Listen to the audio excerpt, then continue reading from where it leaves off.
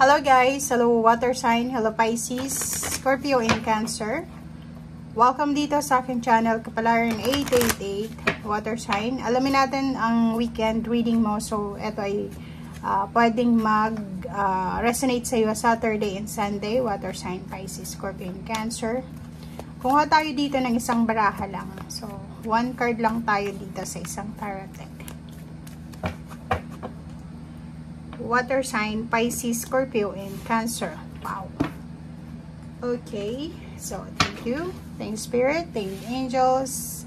Unexpected income. Okay. Ano pa ba?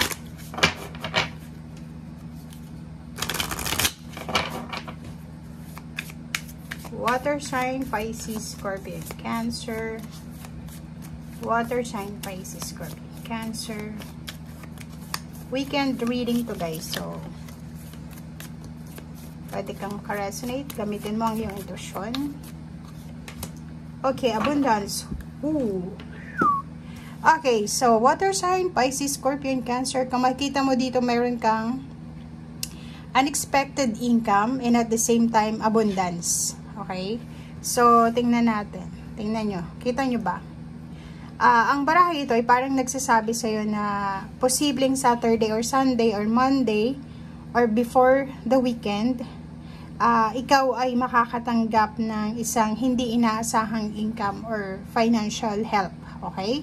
So, pwedeng ikaw ito na humihingi ng tulong or ikaw itong nangangailangan. So, atong abundance card is, it's either emotional or pwedeng financial. But, kung makikita mo dito, dalawang klase ng individual ito na naghihintay ng abundance. Parang nangingisda ng abundance and prosperity. Okay? So, may isa dito na parang etong isang taong ito is naghihintay lang siya ng grasya. Ito naman is gumagawa siya ng paraan. Okay? Or ito ay posibleng may mga binebenta. For example, ikaw ay isang water sign na nagbebenta ka ng bahay, ng lupa, ng sasakyan, or ikaw ay naghahanap ng trabaho, or kung ano man ito na ginagawa mo, posible daw, possible. Eto rin na isa, sinasabi ng baraha dito kasi ano to medyo problematic na siya, especially yung mga Cancer and Scorpio siguro. Sinasabi ng baraha sa'yo dito na posibleng isang hindi inaasahang tulong financial or posibleng isang hindi inaasahang swerte ang posibleng darating sa'yo ngayong weekend nito. Okay, thank you.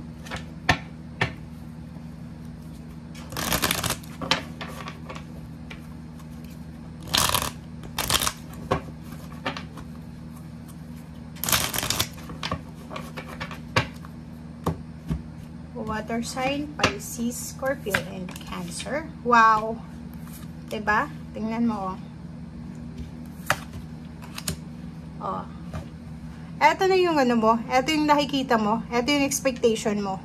So, parang ang nakikita natin ditong mensahe ng baraha, if ever man na hindi ito dumating ngayong weekend, eto yung minamanifest mo. Eto yung nakikita mo sa future. Kasi itong Page of Wands na ito, eto yung mga future happenings, future plans, ito yung mga posibleng parating pa lang. So, sinasabi ng baraha sa'yo dito, if ever man na isa kang water sign na naghahangad ka ng bagong trabaho, naghahangad ka ng stability and security sa usaping financial, gusto mong makalabas sa sitwasyon ng problema sa pera, sinasabi ng baraha, may magsisimula. So, pwedeng may iba sa inyong magsisimulang makahanap ng trabaho, makahanap ng ibang source ng income, makahanap ng mga taong pwedeng makatulong sa inyo, makabenta kung may binibenta ka, and kung ikaw naman ay naghihintay ng promosyon sa trabaho, empowerment, diba? Promotion, recognition, rewards, awards, stability, security.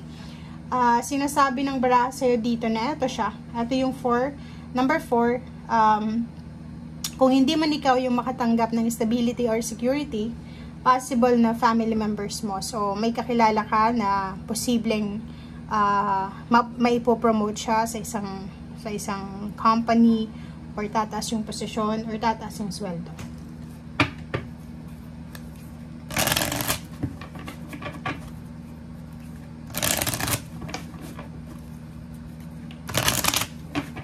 Okay. Water sign, Pisces, Scorpio, Cancer. Puro pera. Oh, good news. Wow. So, eto naman na 2 cards na ito. Para silang wands. Kung titingnan mo, eto ay good news. Isang mabilis na balita, isang information, isang confirmation, isang posibleng communication ang darating sa'yo. So, pwedeng marami kang matatanggap na messages. Like email, chat, call, and especially sa Facebook Messenger, yun ang nakikita natin ditong possible. So, pwedeng from malayong lugar or malapit lang. So, mayroon kang choice dito. So, posibleng ang offer na to is trabaho. Ang offer na to is long term or short term na pagkakakitaan. So, posibleng makaramdam ka ng confusion. So, parang hindi mo alam kung alin dito yung ifa-follow mo or susundin mo. Like, for example, may iba sa inyo dito na may trabaho na. Okay? So, if may trabaho ka na, possible na may mag-offer ulit sa'yo ng another job, pero mas mataas yung sweldo. So, hindi mo alam kung saan ba, ano ba yung mas maganda. Okay?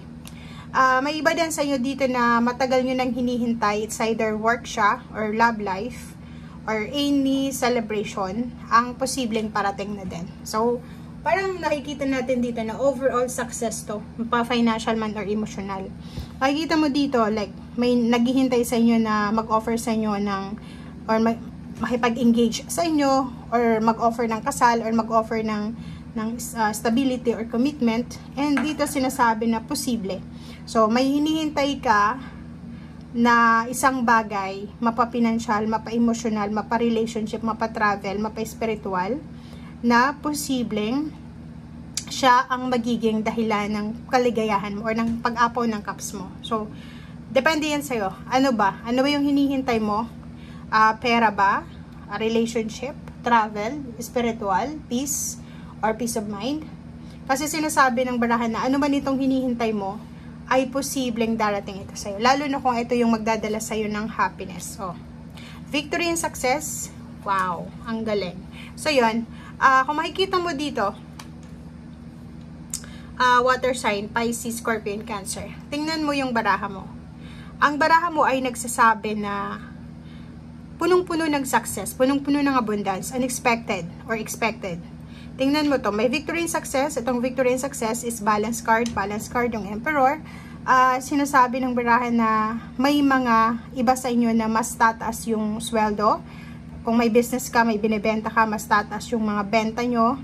And kung may mga nagwi-wish dito ng ipon ng pera, mas lalaki yung ipon mo ng pera. Or pwedeng may pagkakataon ka na ngayon para mahawakan itong pera, para makaipon ka na. So, if ever man na naghihintay ka, like naghihintay ka ng trabaho, naghihintay ka ng kung ano man ang hinihintay mo sa usaping pera, sinasabi ng baraha na ituloy mo lang kung ano itong plano mo. Gawin mo kung ano yung nararapat. Kasi, wala ang nakikita natin dito is, puro lang siya success, recognition. May mapopromote, may gagraduate, may magre-resign, pero makakatanggap siya ng malaking termination fee or back pay. Mayroon ditong mayroong matatapos yung contract or may retirement. Mayroon din ditong makakaipon ng pera. Stability. Number 4, number 6, number 4.